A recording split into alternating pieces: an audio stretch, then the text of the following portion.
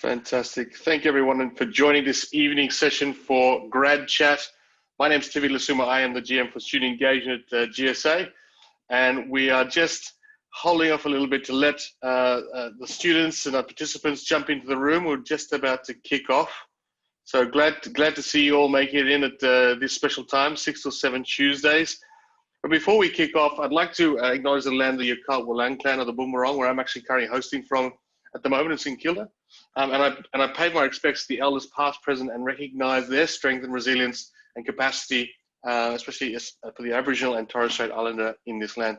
So like any other Tuesday, we're very blessed to have special guests come and support the initiative of transitioning to work out of GSA, and no different is our friends at People to People Recruitment.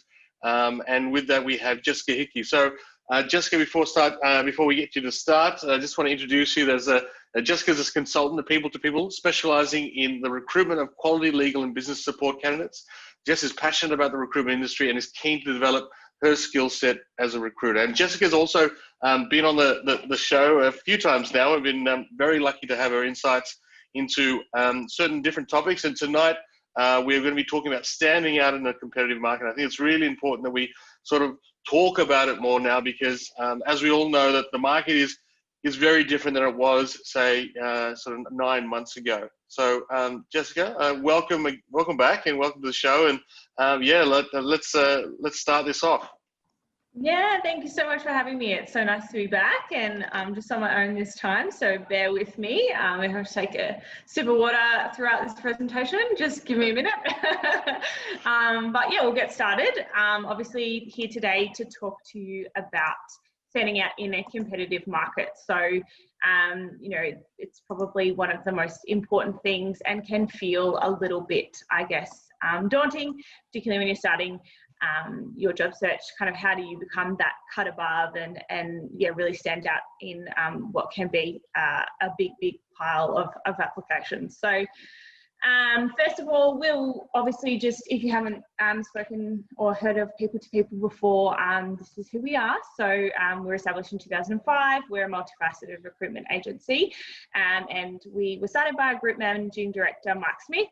We recently celebrated our 15th birthday, as the maths suggest, but since then we've grown to eight offices across Australia and New Zealand. So we want to find quality candidates fast. That's our main focus. We recruit on behalf of clients, so businesses and companies, to source candidates for their vacancies. So in effect, we want to become an extension of the business themselves, and obviously communicate their brand to potential candidates. As I mentioned before, we're very well established within the Australian market as well as Auckland, New Zealand. In terms of Melbourne, we were established 5 or so years ago and have grown quite quickly in size since then.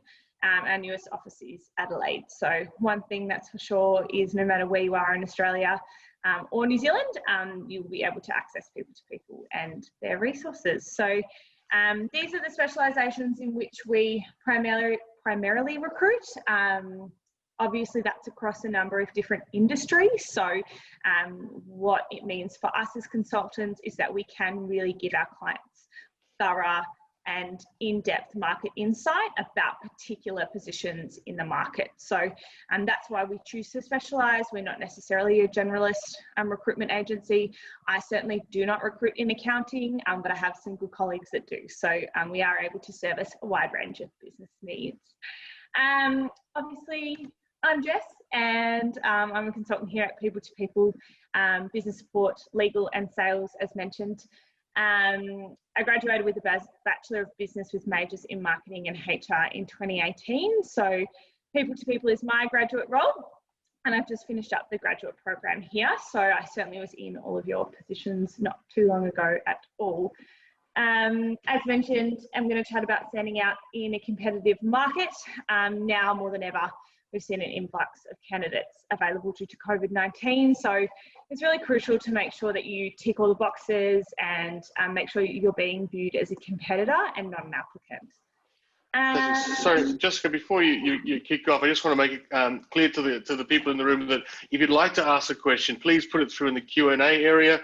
There is an opportunity there for you to even upvote certain questions. So if it was a question that you were going to ask, or you want to see answered, please upvote it so it pushes it to the top of the list there. And I've also got Andrew in the room, who I failed to mention before. Is Andrew is our support person. He's also a graduate role at University of that we hired to work with us, and so to give that opportunity to graduates to get some work experience, but also for us to gain the incredible experience and insights that graduates have to contribute to any business. So please utilize the Q&A section there. We'll definitely try and address as many questions as we can tonight. If we do not get to all of them, we will address them in a sort of follow-up email afterwards. So yeah, thank you so much, Jessica. No worries. Great. So these are the topics we'll cover today. So obviously all really important topics to make sure that you're across. So in particular, your resume, your online presence, should you be doing more? We talk about volunteering and internships and work experience. Professional associations, are they all worth it? It's a lot of time investment there. Mentors and references and how they can help you in your job search. And certainly the application process in itself, and just a couple of tips and tricks around making sure that you get the best out of the jobs that you're applying for. So we'll kickstart with your resume. So, and obviously CV, resume, CV, same diff. In terms of the basics, I think it's a really important thing to kind of cover. I know that certainly an effective CV, cover letter and online presence can put you ahead of the curve, but just making sure that you're able to effectively manage kind of the information that you put out there is certainly very critical. So if my computer will work, I just put together a bit of a kind of what we would refer to as a very, very basic template. So this is kind of how I encourage people to structure their resume. In the first instance, your resume really needs to be clear and concise. There is absolutely no point making it fancy with beautiful headings and borders if the content is all over the place. Make sure you break up your key achievements and responsibilities and duties, as that's a really good way to help them stand out. So in terms of first impressions, it takes me between 30 and 60 seconds to determine whether a candidate is suitable for a position or not, just by looking at their CV. If I have to go digging for the information I need to find out as to whether this candidate is suitable, they're already on the back foot. So in that sense, making sure that the information is clear and concise and upfront is definitely going to put you ahead of the curve. It's going to make me consider you a lot quicker than perhaps someone who I had to go digging for information for. I've just lost my train of thought. Oh, in terms of AI integration, this is something that you really need to be careful of these days. So these days, a computer can scan a resume and discard your CV just for a spelling mistake. So you need to make sure that your CV is immaculate in terms of spelling and grammar, and have 2 to 3 independent eyes go over it before you send it off. In terms of your resume and the application process in general, make sure that you take your time, make sure that you do everything that's being asked of you, and always send your CV in PDF. It's the most universal format, and from experience, there are good candidates who miss the boat because their uploads get corrupt and we have no way of getting in contact with them. In terms of key skills versus systems used, a bit of a tongue twister there. This is obviously a really lengthy debate, but in my view, your key skills should be identified in your duties and responsibilities. So therefore, there's no need to add a list and list them again on another column or footer somewhere. If you have important info such as a valid driver's license, your visa status, or for me it was a dual citizenship if I was applying for an international company, then that can be included in that top portion of your CV, if it's relevant, of course. In terms of systems used, this is definitely really important and can make a big difference in your application, particularly in a time like this when companies are trying to onboard virtually. In accounting, for example, having an understanding of a particular software package can be one of the most important criteria that a hiring manager is looking for. And that's particularly important in things like payroll and all those kinds of things. So if you've had exposure to particular systems or done an advanced Excel course, this is a really good place to highlight that. So Of course, remember that we as recruiters or talent teams have been given a specific set of criteria that we're looking for. 9 out of 10 times we do not need and we do not find a candidate that hits all that criteria, but it's important to highlight this in your resume. So you don't need to literally highlight it like I've done, but make sure that you skew your content towards the type of role you're applying for.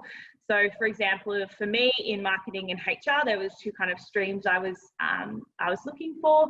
I had 2 completely separate resumes. So we've all gotten this far through uni, so we all know how to write the same sentence 10 different ways. So you should be able to skew your duties and responsibilities towards the role and make sure that you're ticking all of the boxes there. So if we jump back on the I guess template, you want to make sure that, yeah, again, very clear, very concise.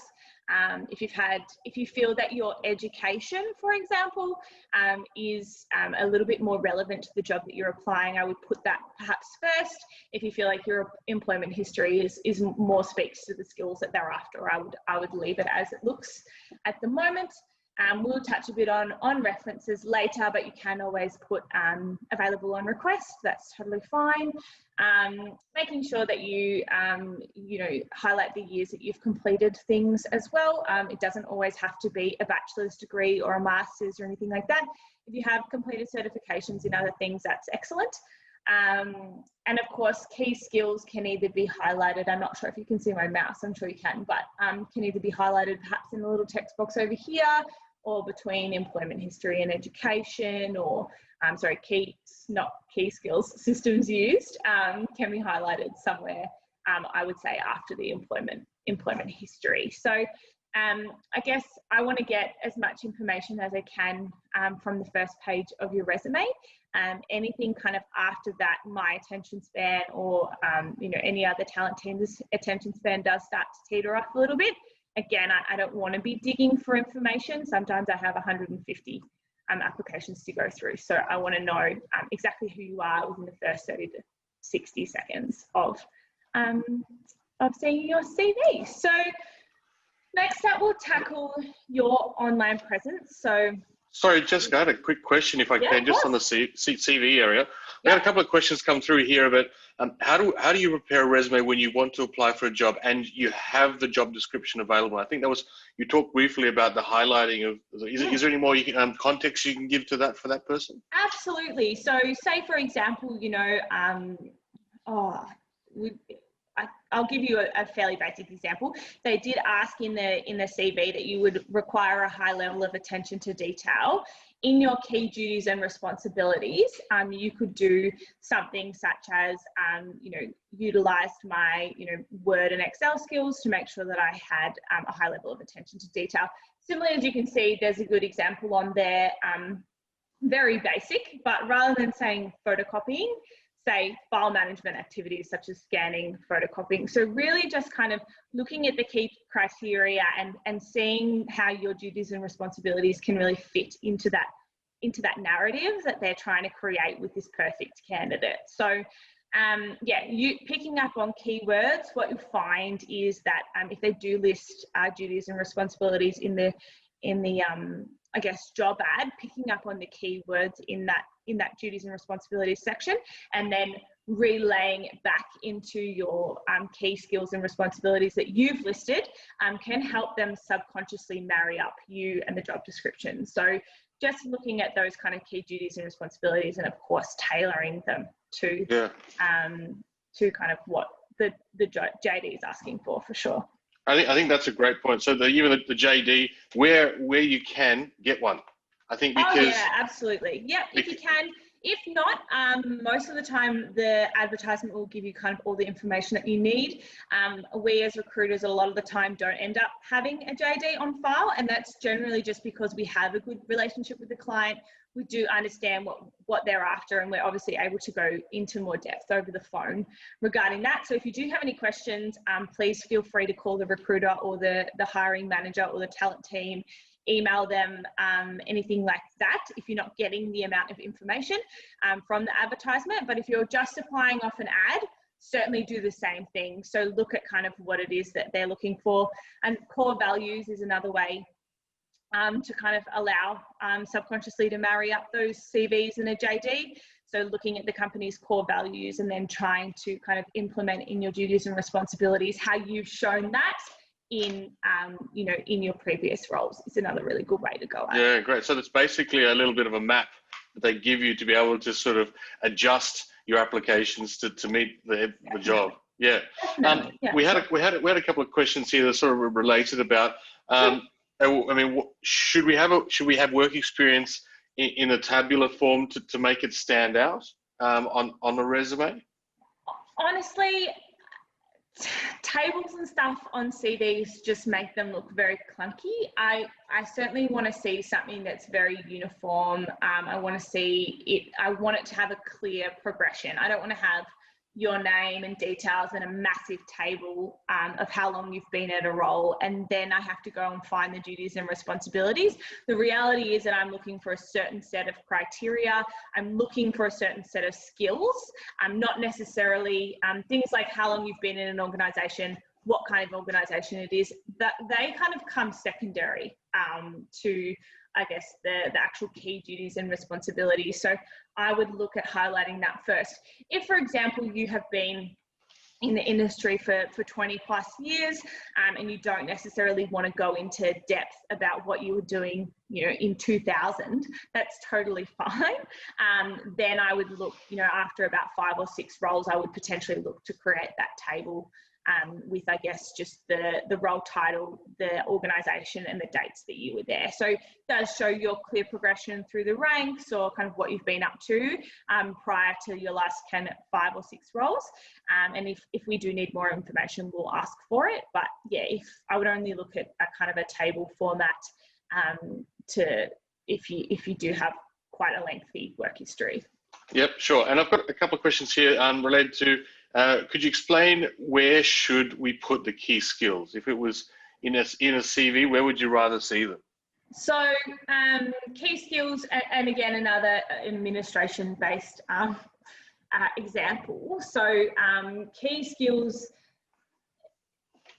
if we were to, I guess, do another example, file management is certainly a key skills in an administration-based position, if that was what you were going for example. So you would be able to say identified process improvements on file management activities or things of a similar nature. So you're highlighting, I guess, the activity, so what you did, as well as the outcome. So how you did it physically, what it was that you needed to identify, and I guess the outcome. So and that could be highlighted in your key achievements, for example. So things like being able to collaborate, that's something that can be highlighted in your duties and responsibilities. So collaborated effectively with other team members. That's not something you should list in a little box on the right-hand side of your CV. It's just irrelevant because I want to see how that's been demonstrated in your duties and responsibilities. So hopefully that makes sense. Yeah, absolutely. Thank you. We've got another one here that's been voted 3 times. Is it recommended to call mail the HR, I guess, department when you send the CV? Will this make us look proactive or creepy for a job? I wouldn't say creepy, that's a bit harsh, but if you have progressed past the initial CV review stage, absolutely, and we'll touch on this, I guess, a little bit later on, but if you've already had, if you've progressed past this initial CV review stage, I would certainly, and you feel like you haven't heard back, you're kind of somewhere in the process, I would certainly call and follow up. If it is like an initial application, particularly for a bigger company, for example, your Lendleases or your ANZs of the world, I probably wouldn't, and they probably don't give those details over anyway, just because it is such a high volume recruitment process and they do need to go through the process. And 9 out of 10 times, bigger companies like that have those processes that they will get back to you eventually. So if it's a larger company, perhaps not. If it's a smaller boutique practice and they do list their, contact details, I would certainly, follow up for sure. Fantastic. And we've got a sort of a related question. It might be from the same person. Is it helpful to be in contact with the HR person to ask questions before putting in the application, even if the questions are minor? Will this help me stick in the mind of the HR person, or is it better not to ask gratuitous questions? If it is a question that will prevent you from applying for the job, so if it's a deal breaker for you, absolutely call and ask. It probably should have been mentioned in the advert, so yeah, feel free to give them a call. If it's just kind of silly questions like, is this an 8:30 to 5 o'clock job? Probably not. I'd probably leave the HR person to do their own work, and you'll find out those things throughout the process as well. But if it's going to stop you from applying for the role, absolutely call and ask. For sure. Okay, fantastic. And we've still got one left here around this. The skills is the soft skills also count to be put out in the skills. So I guess this is that soft skills versus hard skills kind of question. So hard skills would be something. So hard skills I would kind of more define as in your systems used column. So if you're really good with Excel, absolutely highlight that advanced Excel skills. If you've done you're into Salesforce and you know what Salesforce is, or Hootsuite, or, it could be a myriad of different things. That would be something I would highlight in systems used. In terms of soft skills, again, they can be highlighted in your duties and responsibilities. So, was able to collaborate effectively with others. I can, build rapport easily. That's a very good soft skill to have with members at different levels of the organisation. Was able to communicate effectively with XYZ. With external parties or key stakeholders, things like that.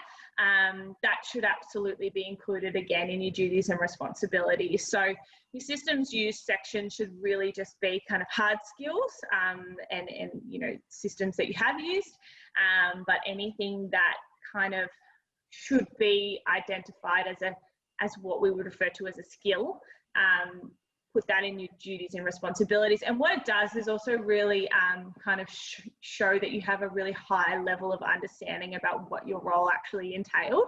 It wasn't just photocopying or doing the coffee run or whatever. You actually can identify that you had to have a high level of stakeholder engagement, or were able to build rapport with third parties, or, it could be a myriad of different things, but it just shows that you do have that higher level of understanding. Also, if you have been given a job description from your previous position or the role that you're in at the moment, definitely use that. Definitely refer back to the JD that would have been supplied with your contract if you have one, because what this can do is obviously just kind of lead you in the right path of kind of what the scope of your duties and responsibilities were. Okay, brilliant. Because we're still on CVs, I'm going to tackle one more CV question. Yeah, good. If you wish to describe 3 to 4 of your prior work experiences, how long should the description of each experience be? Sometimes it makes the CV lengthy, and I'm afraid that may attention of this. I might put the attention of the HR person off if it's too lengthy. I mean, this question is probably based around what is the ideal number of pages or work experience to put in a CV. Yeah, so it depends absolutely on the position. If it is you are applying for a very senior role, you want to demonstrate that you have a senior level of experience. So I'd say, at least the last 5 or 6 positions, and then potentially look at that table format. In terms of actual dot points of duties and responsibilities, again, if you're applying for a really senior position, I would look to kind of make that, at least 5 or 6. I'd say a minimum of 3 to 4 to show that you have a good understanding of kind of what your role entailed. But just make sure that they're sentences. They're not just like particular dot points. If I saw 10 dot points versus 3 or 4 really well done, sentences, I would probably prefer to read the 3 or 4 well done sentences, because again, it demonstrates a high level of understanding. So yeah, there's no limit, but certainly, I wouldn't want to say the same sentence twice. If you say file management activities such as scanning, and then later on you say process improvement such as file management, you could have said that in one sentence. Yeah, fair enough. Great. And look, we're probably going to talk about cover letters. Is that your next? I didn't really choose to touch on cover letters. Letters, fine. They can be a little bit wishy-washy, and I know we did chat about this in a previous episode, so you're more than welcome to perhaps jump back and have a look at that with Mary. For us as recruiters, and particularly talent teams in graduate positions, cover letters aren't necessarily necessary for us. We don't, again, we're looking for a certain set of criteria. Now, if you were applying to a potentially a more boutique company, a smaller company, and you wanted to highlight, you know, how perhaps some extracurricular or things that you've done or anything like that relates to kind of the role that you're applying for, absolutely include a cover letter. If you feel that kind of your CV is a little bit lacking, you can obviously demonstrate kind of your knowledge of what the position entails and how you've been able to achieve that in other areas of your life. Certainly would look to do a cover letter. But again, you know, with AI and obviously the high volume recruitment activity that we're seeing at the moment, cover letters are becoming a little bit more redundant, because we just need to get through the information and understand your background very quickly. Yeah, look, cover letters are, there's a big debate about whether to include them. Again, if you're going for a smaller boutique agency, or perhaps where you felt that your resume wasn't living up to kind of what they were looking for and you wanted to demonstrate that you've achieved this elsewhere, absolutely include a cover letter. Otherwise, just stick with your resume. If the company has asked for just your resume and you choose to give a cover letter, that's kind of a no-go as well, if that makes sense. Yeah, that's great advice. I think the question around the cover letter was, is it important to know the name of the person for the cover letter to address to? What should be what's your opinion there? I think if you're able to do a couple of, you know, quick little LinkedIn stalks and kind of get a gauge of what the business structure is and kind of who the hiring manager may be, absolutely, if you've got the time to do that, go for it. I certainly think it shows that you've got some initiative and that you do care about kind of your perception and building your brand. But if not, if you absolutely can't find the person, and that happens more often than not, just put to whom it may concern, or dear talent team, or dear HR team, whatever it may be. That's not a problem at all. Fantastic, great advice. Thank you. We'll carry on because I'm conscious of time and that you've put some work into your slides. So no dramas. Too easy. Oh, can you see my? Oh, did I just? Technology. There we go. Sorry, everyone. Perfect. Great. So we're back.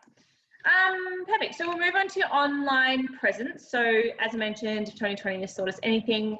It's digital. It's the way to go. Creating a personal brand is now a crucial part of the way you convey yourself to potential employers. We'll kick off with personal profiles, your Facebook and your Instagram. Make them private. There's absolutely no two ways about it. We don't look you up on Facebook because we're nosy. We do it because it's part of our job.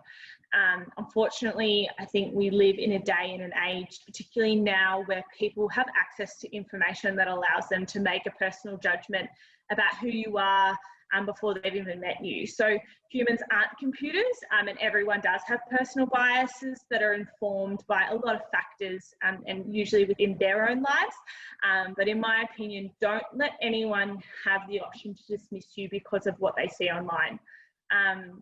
We as recruiters, and not all recruitment firms do this, but we go through extensive code of conduct training and to deliberately identify and change any inherent biases that we have. But that can't be said of all internal talent teams. So lock your profiles down. If you want to open them back up once you've landed a role, that's totally on you, but just keep them private for now.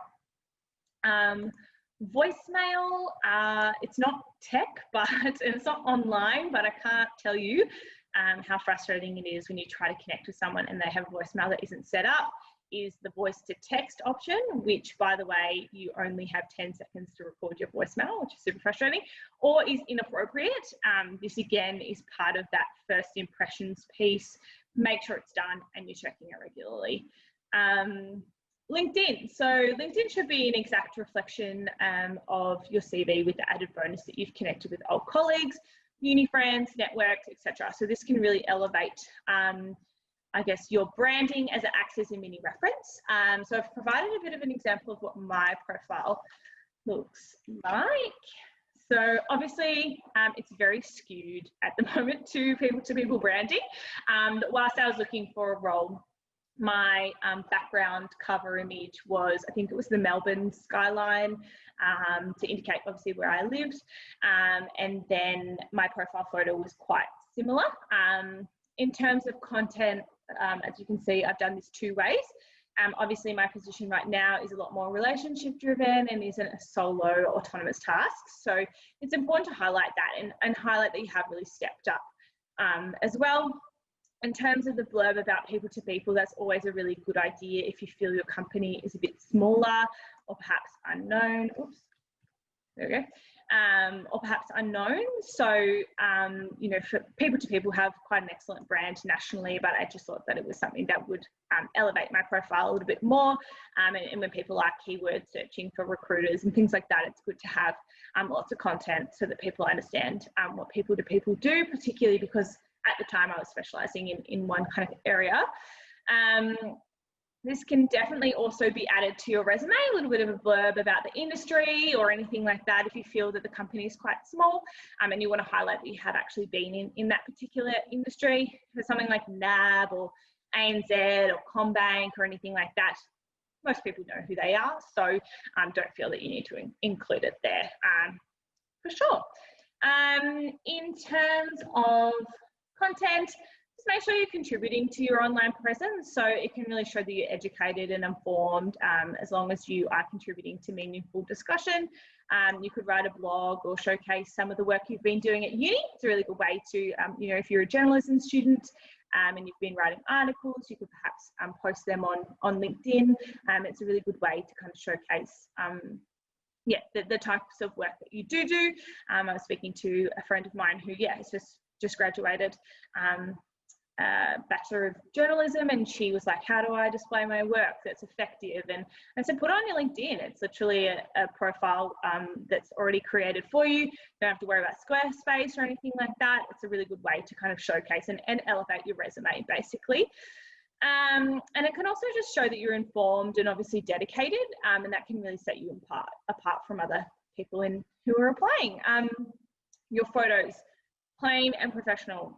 Selfies, avoid it if you can, but it's a bit hard when we're all in isolation.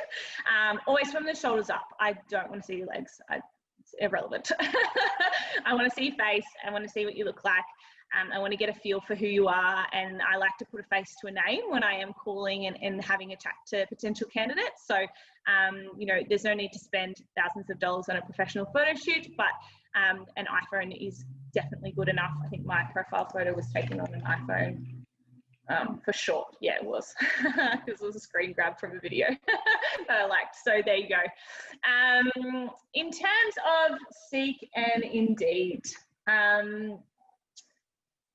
you have the option to pre-fill your data, and it's definitely very handy. So you can actually upload your CV and it will pre-fill it for you, but please check it. It's not always super accurate, and make sure that your info is readily available and super accessible, and you update your privacy settings to reflect that you want to be contacted. You know, if you're a senior candidate and perhaps you're just passively looking, you might want to shut down your profile and you know, you won't be able to receive contacts from recruitment services or talent agencies. But if you do want to be contacted and you are actively looking for a job, make sure that your profile reflects that. So I know on LinkedIn, for example, you can put that little hashtag ready to work and all those kinds of things, but Seek and Indeed definitely do the same thing. In terms of ranking, we use keyword search for candidates in pretty much the same way you use keyword search for roles. So making sure that somewhere in your profile is sales or graduate or MyOb can be a really great way to shine through in the searches for talent. So, you know, I'm seeking in that could be in your, I guess, your little blurb, I'm seeking an XYZ position in the sales space, for example, a graduate role in the sales space. So putting those kinds of keyword searches in your either your resume or in your LinkedIn profile, thinking about the job that you do want and making sure that's kind of highlighted in your profiles on both Seek, Indeed, LinkedIn. There's a myriad of other profiles out there. Grad Australia is a big one. Yeah, making sure that you put that in there can help with your rankings on the search. So yes, that is that on the online presence. Any questions around that, guys? No? Okay. Easy, we'll move on. Yeah, I think you've made some great comments on, you know, how important it is to maintain a good online presence. I mean, I don't think we all I mean, some of you might be in the room, but I'm not an influencer, so I'm not going to have, you know, the best online presence there can be to attract a lot of people. But I think it's just having a good presence that, you know, that you control, I think is probably Yeah, a good message from this. absolutely. So, yeah, so thank you. Yeah, for sure. So, I mean, more than welcome to jump on my profile and have a bit of a look at kind of how I structure it.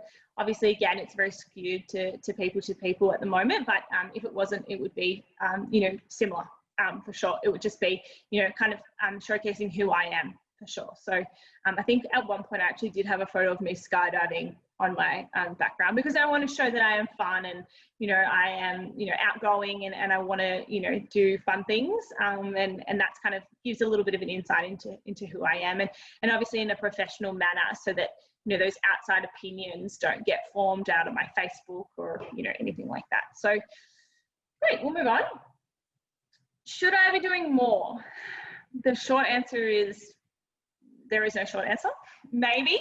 And there definitely are really a few things to explore before jumping into an internship, work experience, etc., etc. If you feel that you're lacking industry exposure or would like to explore a possible job path, expand your network, etc., etc., it can be a really great place to start. And a few things to consider. So what's available to me? Does your university offer an internship or work experience program? By the sounds of it, sounds like they do. And can they help me expand my network and assist with this process? So what's good about this is it's already vetted by your university. The company that you may be doing work experience for has already gone through checks and balances, work health and safety, OH&S. You know that they're a reputable organisation for your university to want to work with them and offer that service to their candidates, to their students. So yeah, making sure that you've checked out all your university options is certainly a really good way to start. And obviously just checking, does this directly relate? Is what I'm doing going to give me the skills I need to go into the workforce? If you're doing coffee runs in your internship, the answer is no. Do not spend time doing something that does not directly affect your job's prospects. Think about what it is that you want to achieve in the internship and make sure this is communicated to the company you're working for. Have some key objectives and goals in mind and work with that person, whoever it is in the internship or work experience, to make sure that you achieve them so that it is mutually beneficial. Professional associations can sometimes be compulsory for insurance purposes. I know, for example, the Engineers Australia registration is compulsory, and this is because it's a high risk role. So in that perspective, yes, it's absolutely okay to join. If it's not compulsory, please make sure you're getting something out of it and you see some benefit. So networking opportunities, forums, webinars, mentoring programs, things like that. And please make sure you understand the difference between an association and a union. In terms of volunteering and exposure and kind of bits and pieces like that, volunteering is very different to unpaid work, and please make sure you understand the difference, and please check the Fair Work website if you're unsure. I'm no expert in employment law, but I do know that there is a lot of that, you know, I want to say dodgy behaviour going on out there. If you are, I guess, shadowing someone and you actually don't pick up a pen or you don't do anything, and you're kind of mirroring the work perhaps that they are doing, and it's very, very supervised, volunteering is sometimes okay, but again, check that on the Fair Work website. If you feel like you look around and you're doing the work that somebody else who's being paid to be doing it is doing, different story, and you need to be paid for your time. Again, another different experience if you're doing some work experience through your university and it's counting towards your credits or your studies or anything like that. That's kind of where the payoff is, and it's obviously again vetted by your university and provided in that way. So you know, just making sure that you kind of understand what the difference is between unpaid work and volunteering, for sure. But the Fair Work website has a really great breakdown and clear understanding and examples as well. So just keep an eye on that. Great. Okay, cool. Well, we're almost there. In terms of mentors and references, references can seriously be the difference between landing a role and not. Having good references, and of course by proxy, mentors can really help you stand out from your competitors. So mentors are people like, perhaps your older colleagues that you go through uni life with, that perhaps have already been in a career. It could be your parents, it could be anyone in your network, both professional and personal, who has a career or job that you are interested in. Do you have someone that you look up to? And your university may have a mentorship program as well. I'm not sure if Melbourne do. I know RMIT certainly did, and they can link you up. Again, vetted, again facilitated, makes it very easy if perhaps networking is something that you don't love doing, and I understand it can be very daunting at times. Definitely something to consider. Utilising your university resources is something that, I would 100% recommend in the mentorship space. In terms of your references, just take note, these are people who can speak to your professional conduct in the workplace, not your personal lives. References are not colleagues. They are people who you reported into, such as a manager. They must be able to speak to your employer they must be able to speak to your performance as an employee. Colleagues, things like that are at a similar level to you are just not going to cut it, including senior staff who you never reported into. You may have worked alongside, done a couple of projects with them. That's kind of, not really relevant. So obviously let them know, please ask your references if it's okay for you to distribute their details, and let them know you're applying for a role, and they may receive a phone call. So nothing yells red flag more than a reference who didn't know they were one. I personally wouldn't love it if my details were being scattered everywhere and I didn't know about it. So, you're always allowed to, put perhaps their name, their title and the company they work for. And then you can put contact details available on request. If you are, if you do have references that are hesitant about putting their details out there, that's totally fine. They are your reference, and at the end of the day, they are giving up some time out of their day to help you get a job. So you really do need to be respectful of that. It is a very awkward conversation when you have a candidate, you call their references, they A, didn't know they were one, and B, don't want to provide a reference. So make sure you check, please. And please ensure that your references, again, are relevant and current from your last 1 to 2 roles, and can speak to the skills that will be required of you in your new role. Of course, if you are in a position and you don't necessarily want the company to know that you're interested in leaving, we will, as recruiters, will always give you the opportunity to contact the references and let them know before we conduct them. And of course, that is a conversation that you need to have, and of course would need to have very late in the process. So for example, we could conduct a reference around the 2nd interview mark, just to make sure that we're streamlining the process and there are no delays.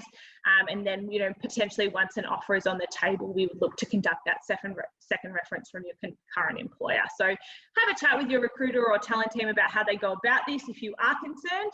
And if you don't want to put the contact details because you are concerned about that, that's totally fine. We'll just ask them for you anyway. So keep that in mind.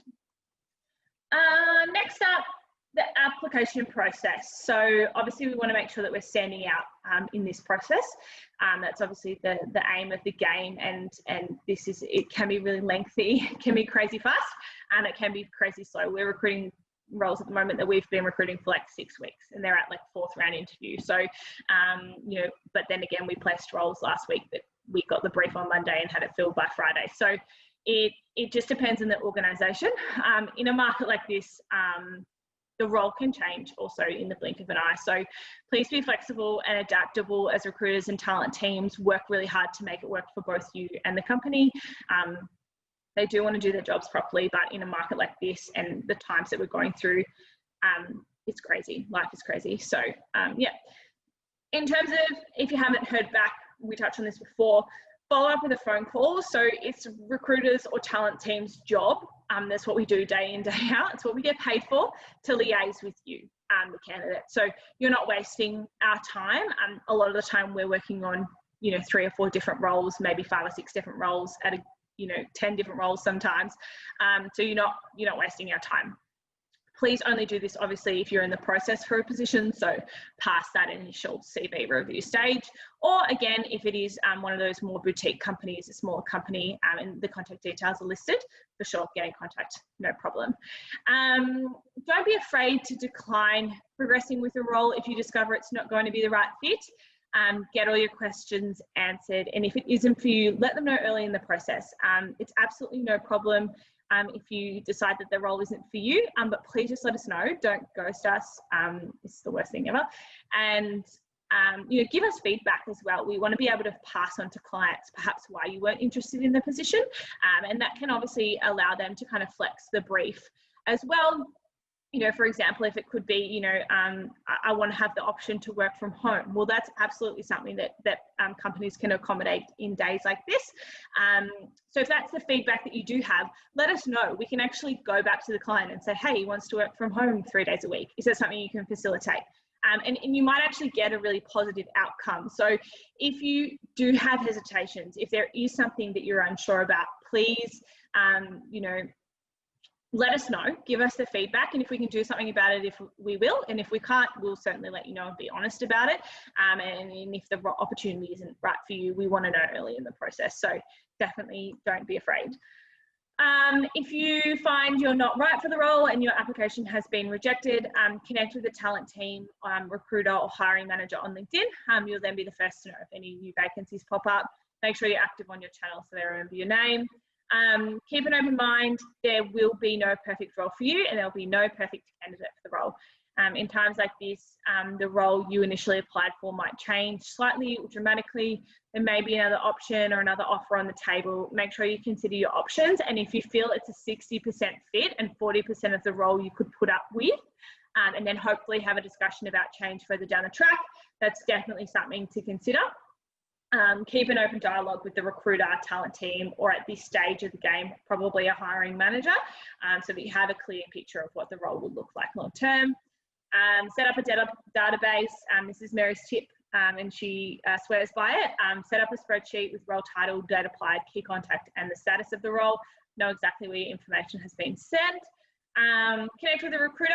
It's always a good time to connect with the recruiter, able to give you market insights and bits and pieces like that. So, we don't advertise every role. A lot of the time we just go off our network, particularly for short-term opportunities. So you want to make sure that you're in with us. And respond quickly. There's nothing more frustrating than waiting around for a candidate to call or email back. Be prompt in your responses. It shows initiative and that you care about what you're applying for. And we also want to help you, but there are other candidates in the market and it's really competitive. So don't be afraid to ask if there are other candidates in the mix when you ask for feedback, if you progress, and it helps you understand your chances better. So keeping that really open and prompt dialogue is definitely going to help you in the long run. And I'm pretty sure that's me, but good luck. We do have a Facebook Live 12:30 every Friday.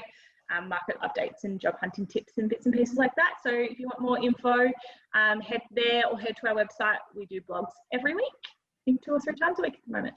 Yeah, fantastic. Look, thanks, Jessica, for taking us through that journey. Some great insights. And before we close off, we've obviously got some burning questions in the background. So if we can help facilitate those. One that made to the top here. On LinkedIn, do you think sharing articles and being active on LinkedIn is recommended? For sure. So we quite often do a lot of partnerships with LinkedIn.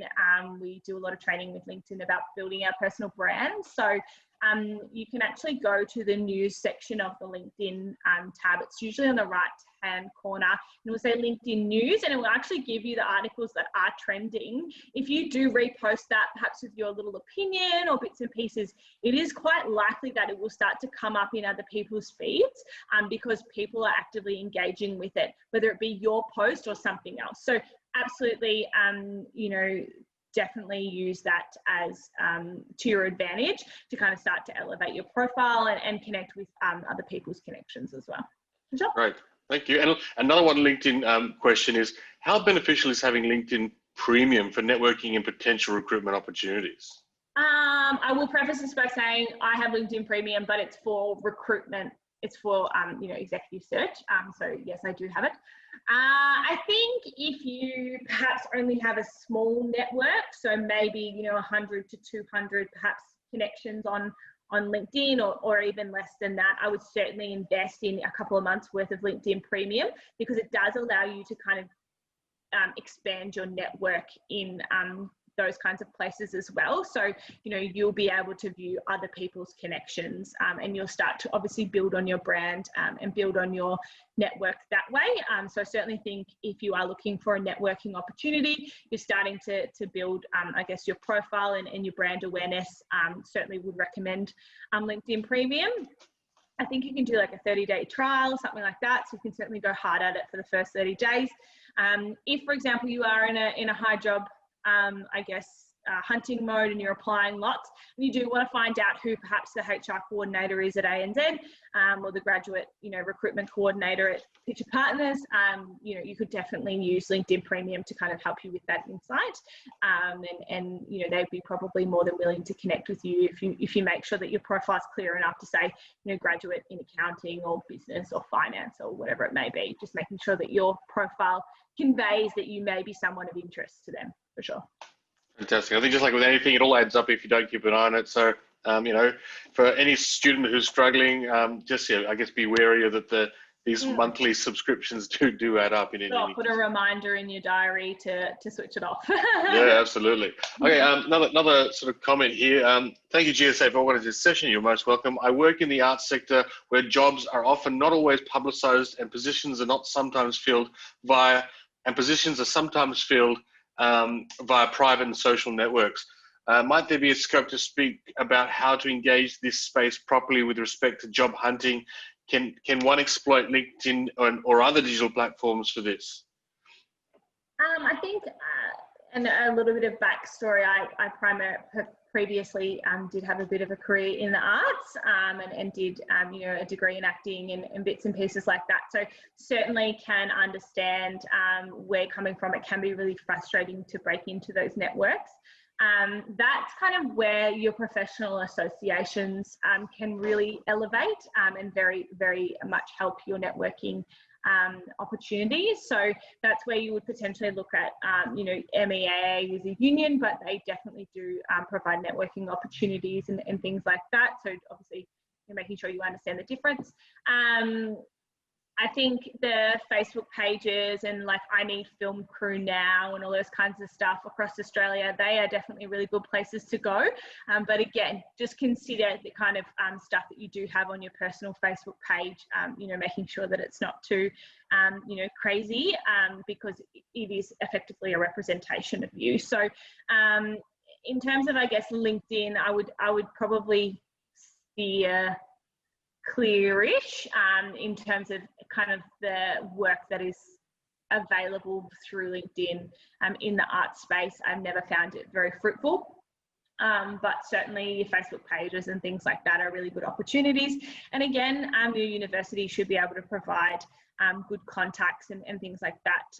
Your lecturers and things like that in the arts are often working in industry. So, you know, making sure that you really do connect with them on, it may be, you know, a virtual coffee catch up, half an hour of their day, just to kind of find out who the right people to speak to are, is always a really good way to do it. So I would be looking, yeah, more at your networks and the Facebook pages for sure.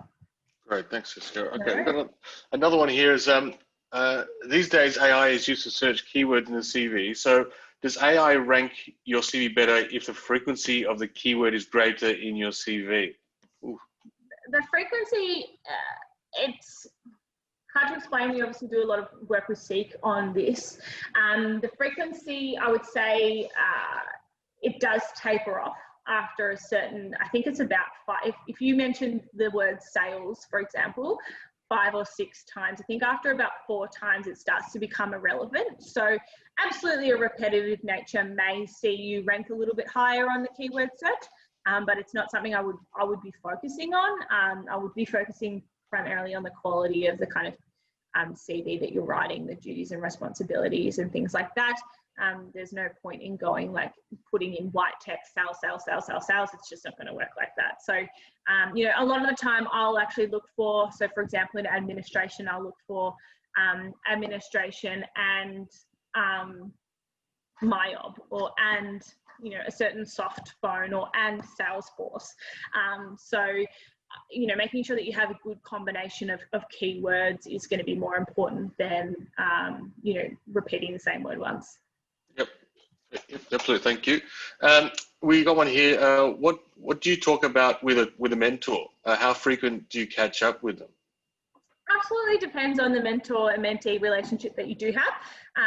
For my mentors, they both have a vetted interest in my personal life and professional life. So it is a conversation that kind of is both personal and professional. But on a professional front, a lot of the time, I'm always querying kind of what my next step should be, what kind of things I should be starting to develop on. What are they seeing in the market as well? They may be very high up in a particular organisation, and kind of how are they seeing the world around us as well. If you have particular questions like what should my first role be or something like that, that's certainly a really good way to start a conversation. Personally, I catch up with my mentors.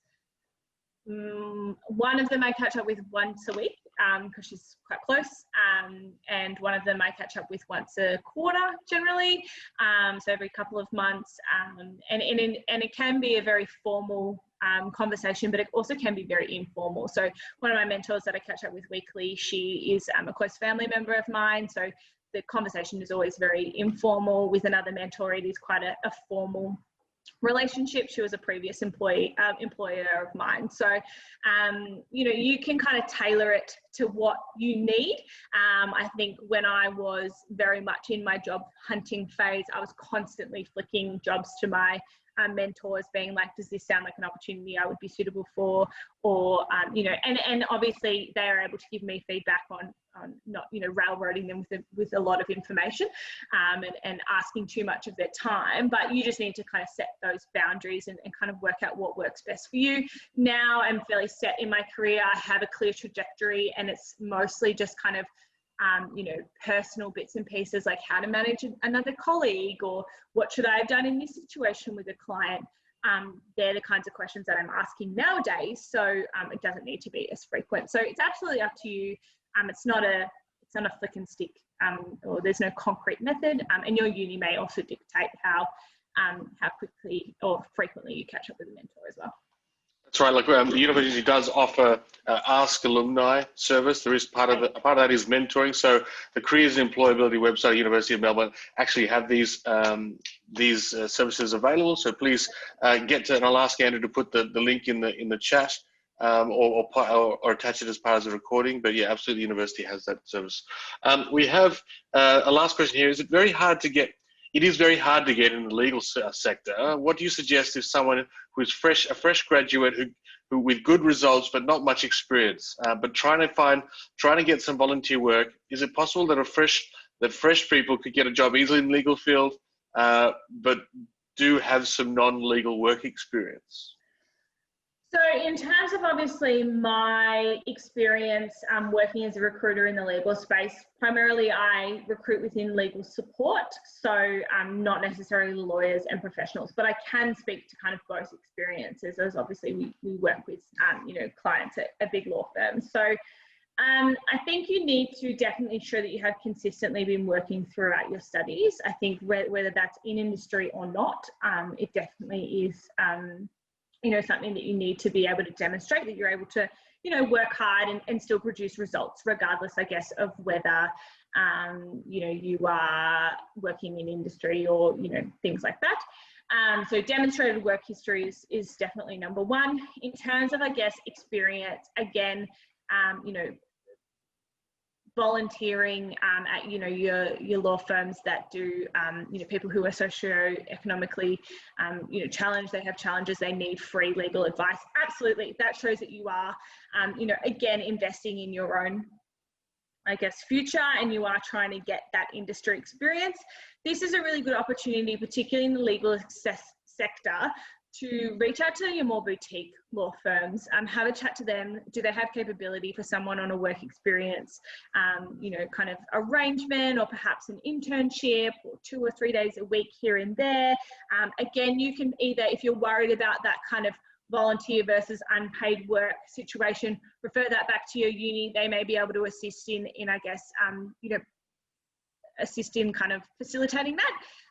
But again, you know, those boutique law firms a lot of the time do need the help, and they are open to perhaps graduates and things like that, or throughout your studies, you know, throughout the summer, if you want to give, you know, 2 or 3 days a week whilst you've got downtime. And a lot of law firms would certainly, you know, open their eyes to that. So leaning on your network is something that's going to be really helpful in that opportunity, and particularly in the legal space. You do want to try and get as much industry experience as you can, for sure. But again, you know, there are, you know, tips and tricks, and we did go through this today, where you can definitely tailor the duties and responsibilities and the key skills that you do have to the role that you're applying for. So, you know, just make sure that, you know, you're not too hard on yourself. And the reality is there are only so many jobs out there, and law firms can only facilitate so many graduates. I think one thing that us as graduates forget is that a lot of the time we walk into law firms or you know, companies, and we know how to learn, but we don't necessarily know, and we know the technology behind it, or we know the, you know, legal wording behind it, but we don't know how to apply it, and so we need to learn. And so the return on investment for a graduate is actually very high. It takes a long time for a company to start to see a return on someone that they've invested a lot of time into. So that's something that you need to consider. So how can I best gear myself to show that I'm valuable? Yeah, definitely. Fantastic. Look, I've got one last one here if you've got time, Jessica. Question here. Do you have any advice for international students or non-citizens regarding job hunting in Australia? This is a really hard one. Unfortunately, a lot of companies will skew towards people who are on a PR, so permanent residency, or an Australian citizen. That's not to say that it doesn't happen. I certainly think that, again, you would be looking at your more smaller companies who perhaps are able to assist with some work experience until you get your visa sorted.